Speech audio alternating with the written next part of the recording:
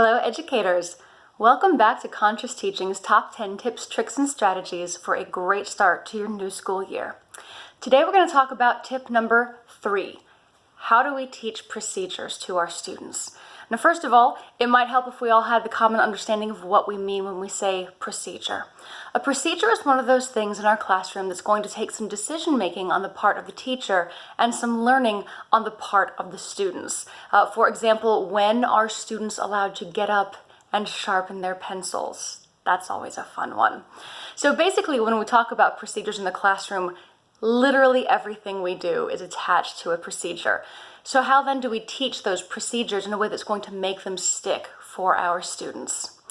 Well, first of all, we need to remember that students learn procedures the exact same way that they learn content. So step by step, breaking it down into smaller parts, and then we have to practice, practice, practice. And yes, I already hear the yeah, but that some of you guys have in your head today. Yeah, but Katie, I don't have time to teach and reteach and practice these procedures. And I get it. I understand that you look down at your pacing guide 2 weeks into the school year and realize that you are already 7 weeks behind. But I also know that if we do take the time to teach and reinforce our procedures, we will actually end up saving ourselves time in the long run because we'll spend less time redirecting student behavior. And that will give us more time, not just for content, but it will allow us to go deeper with our content.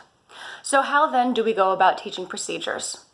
I want you to think about the last time you were on an airplane.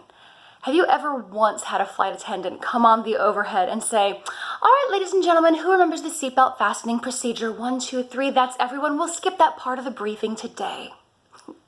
They don't do that. We wish they would, but they don't. They're so thorough. First, they tell you how to fasten your seatbelt, so it's auditory. They take their little example seatbelt and they fasten it and they show you how to fasten it, so it's visual. Then you have to practice it. You pick up your own seatbelt and fasten it so it's kinesthetic. And then they walk through the aisles and they do their check for understanding. And if there's not 100% mastery of that procedure, the plane simply does not take off. And that is the spirit with which we want to teach procedures in our classroom. So as you break down the procedure and you let your students practice it, make sure that they are first practicing it in an accountability-free environment. Allow them to practice it without a consequence being attached to it so that there are times to work the bugs out and make sure that everybody has a clear understanding. Be very clear when the consequences do become attached to it.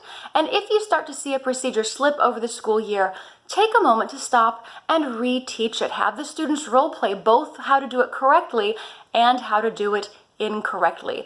They'll have more fun, the expectations will become more clear, and you'll have to spend less time redirecting for behavior.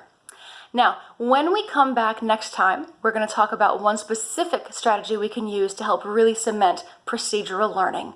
Until then, I'm Katie Anderson. Thank you for watching.